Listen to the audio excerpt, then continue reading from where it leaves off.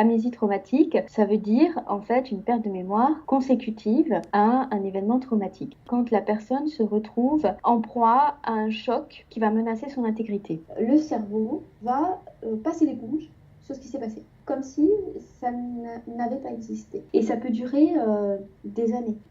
Moi, je prends souvent l'image d'une mémoire congelée, c'est-à-dire c'est comme si on avait mis cet événement traumatique, on l'a mis au congélateur, donc il est là, mais il est congelé. Il n'existe pas de manière active. Et alors ce qui se passe souvent, c'est que ce qui va être déclencheur d'un retour de mémoire traumatique, ce sont des situations qui vont avoir des correspondances avec la situation traumatique originelle. Ça peut être des odeurs, ça peut être des personnes, ça peut être des couleurs, ça peut être une situation en elle-même qui va ressembler. Et là, la personne va complètement disjoncter et la mémoire va remonter. Alors, elle va remonter par bribes, elle va pas remonter complètement. Il y a tout un travail à faire pour qu'elle remonte complètement. Quand la mémoire vraiment remonte, c'est quelque chose de très, très, très violent qui est vécu à un moment donné, très, très violent à vivre, où il y a toute une remontée de visuels, d'images. Et la personne ne peut pas s'y opposer, c'est-à-dire que ça la déborde et ça l'envahit.